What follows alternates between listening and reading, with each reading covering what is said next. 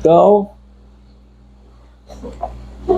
vamos hoje falar do nosso quinto livro sobre sonhos, né? Lembrando, a história desses livros é uma decisão de um psicanalista freudiano, depois de muita experiência, né, na análise com psicóticos, na análise com pessoas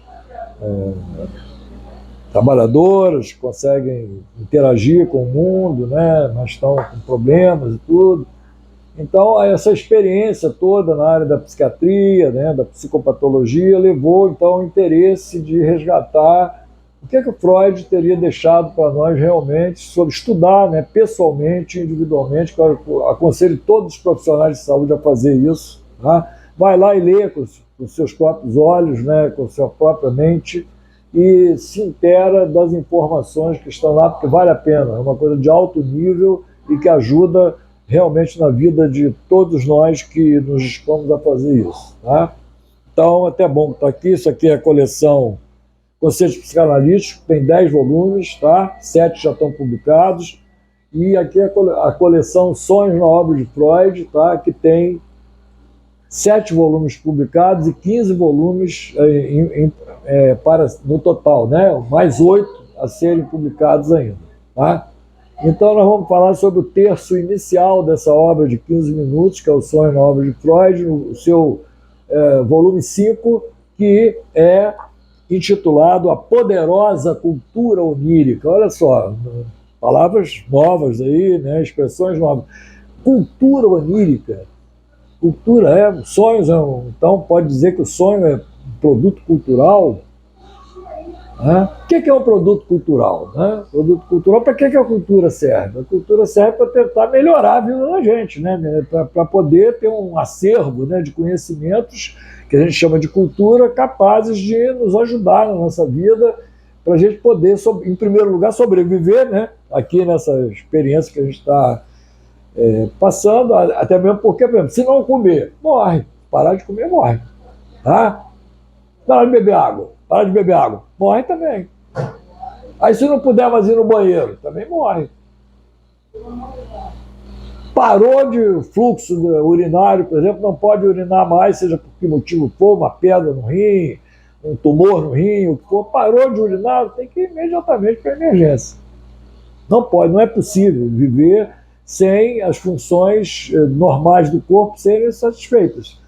E essas funções normais do corpo, elas se estendem pelo psiquismo. Então tem funções afetivas, eu preciso estar de bom humor, eu preciso estar com humor pelo menos razoável, eu não posso estar com vontade de querer destruir tudo à minha volta, eu tenho milhões de restrições, né, autoimpostas, inclusive, para eu poder estar aqui. Eu tenho um monte de problema para resolver, relativos, né, à minha inserção individual, primeiro no mundo, né, e segundo nos grupos aos quais eu pertenço. Então, da mesma maneira que os grupos me limitam, né, meu ir e vir, né, eu também tenho limites em relação à minha disponibilidade para andar com os grupos, né, digamos assim. Quer ver? O autista, por exemplo, ele não quer saber de nada do mundo externo, nada. Mãe, nada, não tem mãe nenhuma.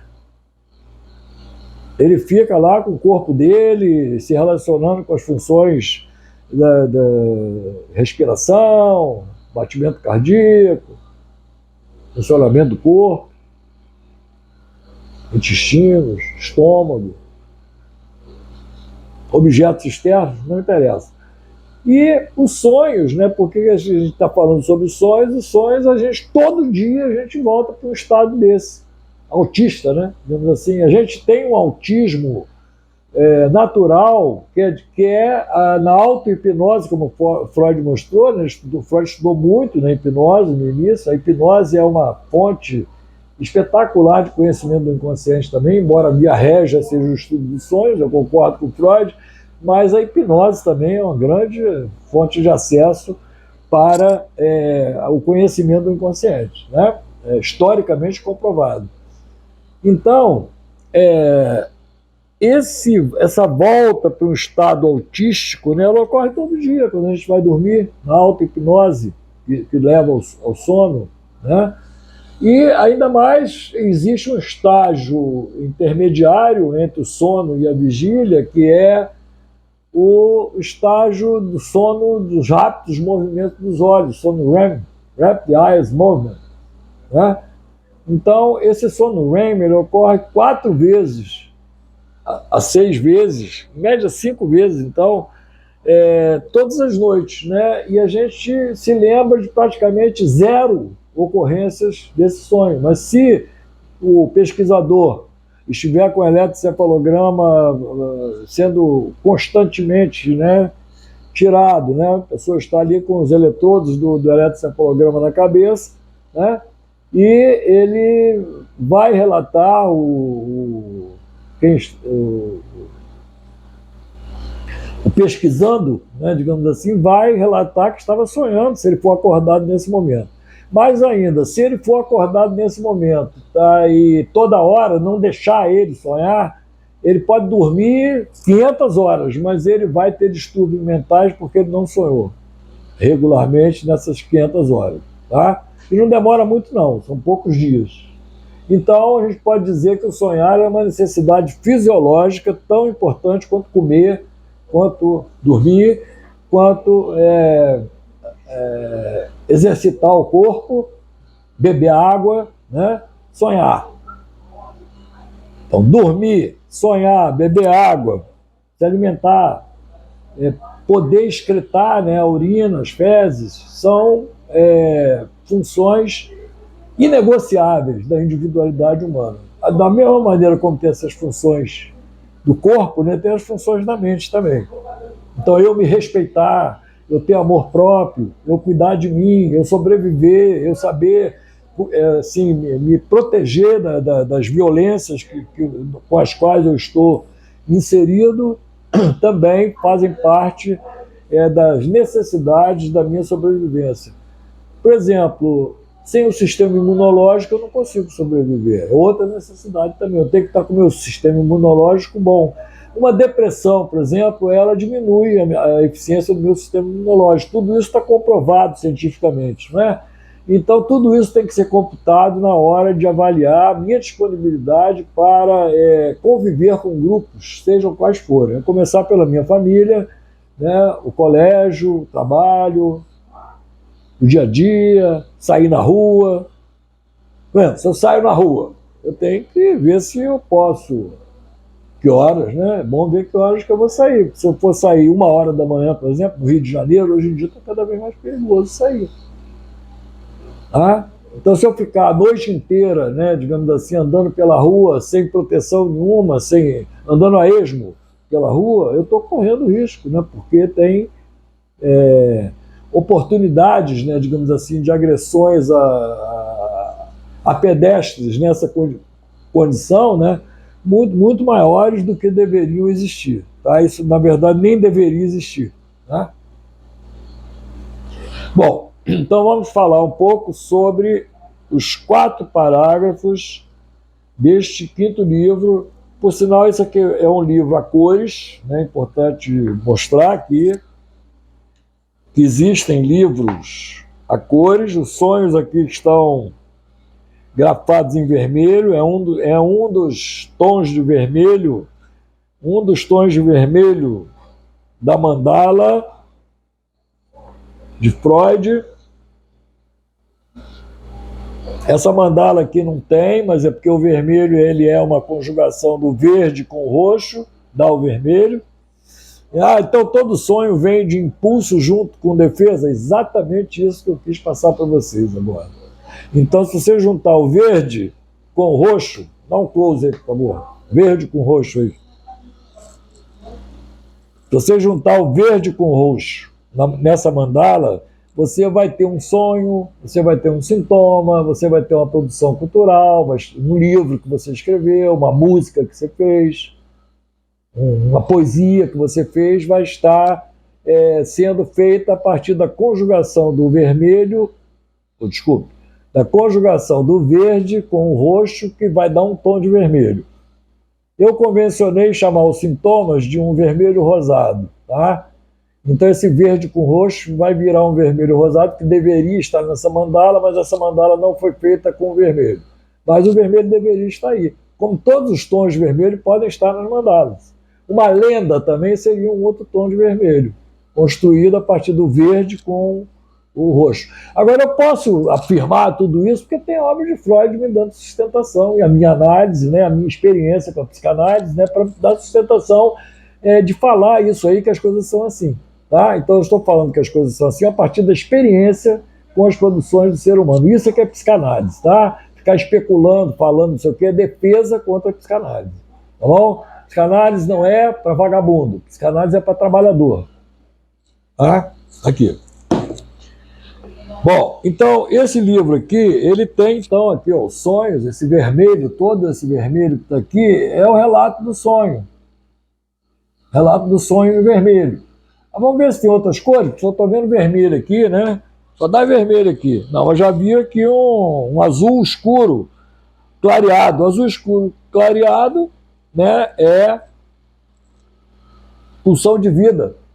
Aí o que está falando aqui?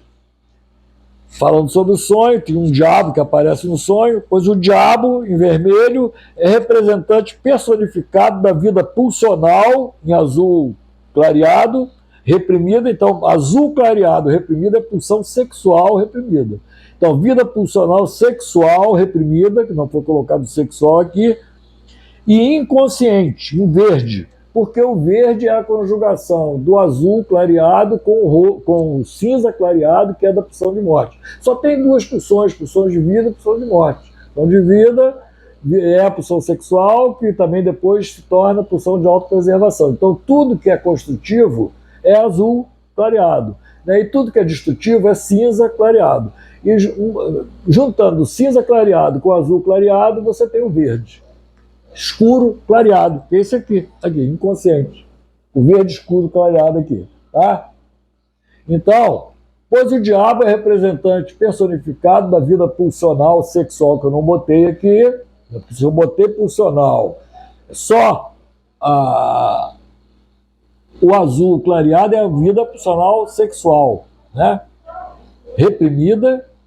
Então, portanto, a vida sexual que está reprimida, em geral, é a sexualidade perversa, a sexualidade infantil, e ela é perversa e é também incestuosa, né? Reprimida e inconsciente. O diabo, né, é um anjo expulso do paraíso. Então, olha só, aqui tem várias cores aqui. Ele, o diabo, vermelho, apareceu no sonho, uma representação onírica. É um anjo expulso, então ele ficou verde, né? Ao invés de ser um anjo marrom, o vermelho, ele é um anjo verde, né? Porque ele voltou a ser impulsivo. Expulso, roxo, né? Defesa em cima dele. Do paraíso foi colocado aqui em marrom ouro. Pois é, paraíso é marrom ouro mesmo. Não tem a menor modo de você ficar feliz, bem, se você não respeitar a realidade. O nome desse sonho aqui é um sonho mau. Um sonho mau. Mas tem mais, aqui, deixa eu ver um lugar que tenha mais cores assim que apareça. Aqui aparece o azul claro, o verde. Aqui, o vermelho aparece de novo. Folclore está em vermelho, ela é a produção do verde junto com o roxo, né? Bom, mas então vamos ler um pouco desse livro colorido aqui, com a linguagem a cores. Aqui tem também, olha lá, Complexo de Édipo. A palavra complexo toda em azul claro, que é a memória, representar a memória, e o Édipo com o azul escuro da sexualidade, clareado da sexualidade, e o cinza da pulsão de morte, né? Então vamos rapidamente ler o primeiro parágrafo. Vamos lá. A forma como os sonhos de adultos são produzidos, com uma inteligência que consegue neutralizar uma alucinação, que seria um pesadelo, caso chegasse à consciência adormecida, caracteriza uma produção cultural muito eficiente. Então, o sonho é uma produção cultural porque se não tivesse a cultura do sonho dentro do sonho, se não tivesse o trabalho cultural dentro do sonho, você só teria pesadelo. Então você agradeça a cultura onírica, aqui, por isso o texto, o nome do a poderosa cultura onírica, tá? Muito melhor que as culturas de vigília, digamos assim, tá? As culturas de vigília estão deixando muito a desejar em termos da espécie humana, enquanto que a cultura onírica funciona em 99,9% dos casos da maioria das pessoas, tá? Por isso esse reconhecimento do valor da poderosa cultura onírica. Foram milhões de anos até chegar nessa solução. E se não tivesse essa cultura onírica dirigindo o processo do sonho, de dentro do sonho, você teria só pesadelo, tá?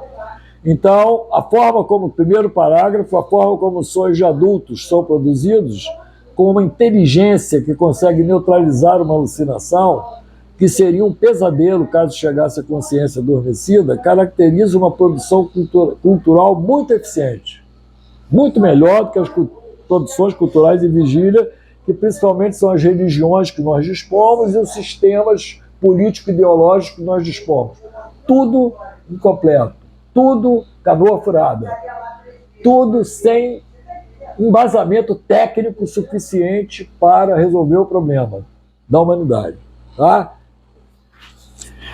Assim, aproximadamente 99,89% dos sonhos de adultos conseguem realizar a façanha de manter o estado de sono do sonhador e de diariamente proporcionar a necessária regulação da quantidade de energia pulsional investida no inconsciente reprimido, mediante os 4 a 6 escapes regulares diários da energia endógena coartada que Freud chama de realização de desejos. Então, pois é, né? Freud não sabia de que eram 4 a 6 por noite. Ele só trabalhou com esses 1,1%, 0,1% dos sonhos, dos restos de sonhos que ficam. Isso tem uma explicação também. A coisa é assim porque o sonho foi feito para você não saber dele. O sonho, o que interessa do sonho é descarregar, para você poder dormir, voltar a dormir mais profundamente. Então, quer dizer, é uma produção cultural que serve a uma necessidade de dormir. Essa produção cultural, ela permite que você consiga dormir. Se não fosse essa produção cultural, você não ia conseguir dormir, como acontece novamente com quem está com algum transtorno mental grave, que em geral tem distúrbio de pesadelo e tal, antes de abrir o distúrbio, como foi o caso do Schreber, por exemplo, que escreveu um livro sobre a doença dele, Memórias de um Doente dos Nervos. Nós vamos ver isso aqui também. Terceiro parágrafo. Os estudos psicanalíticos em psicopatologia durante o estado de vigília e dos sonhos durante o sono mostraram uma pluralidade de tipos de sintomas vigis e de sonhos. Sonhos de crianças, sonhos de punição, sonhos de angústia, sonhos de repetição, sonhos repetidos com um trauma psíquico, sonhos de sobrevivência, sonhos de adultos do tipo infantil e centenas de outros tipos de sonhos, que são o resultado desta eficiente e resolutiva produção cultural acumulada durante centenas de milhares de anos. Pois é, né? Com uma riqueza toda dessa, ainda tem neurofisiologistas que dizem que o sonho é uma secreção cerebral. Ah, por que ele diz isso? Porque ele não tem estudo nenhum sobre sonhos como Freud fez, né? E também não tem pesquisa nenhuma como alguns neurofisiologistas fizeram, mostrando o que os sonhos são. Então, o que eu estou falando aqui é baseado essencialmente no que Freud, no legado de Freud, tá? E no legado das pesquisas neurofisiológicas que realmente estudaram os sonhos adequadamente. Tá? Dizer que o sonho é uma secreção cerebral não dá, dizer que o sonho é uma coisa divina não dá, e está tudo muito bem estudado por Freud e pelas pesquisas neurofisiológicas. Tá? O caminho é esse aqui que a gente está apontando aqui. Bom, estudem a coisa direito, né, que vocês vão ver alguma coisa próxima disso aqui, com certeza. O uso de símbolos universais oníricos, que estão presentes também em outras produções culturais, né? Inversões, condensações, deslocamentos e alusões são algumas das técnicas utilizadas nessa produção cultural que garante a disponibilidade para o trabalho no dia seguinte, através da produção regular dos escapes necessários da energia psíquica endógena retida na estrutura do aparelho psíquico sem acordar o sonhador. Quer dizer, é um trabalho é uma cultura quase que artística, né? Consegue evitar uma coisa quase que inevitável, que é a produção do pesadelo, e através desse conjunto inteligentíssimo, articulado, né, se consegue fazer com que que todos nós, praticamente, consigamos dormir o suficiente para que a gente possa, pelo menos, ter a chance de viver no dia seguinte. Tá?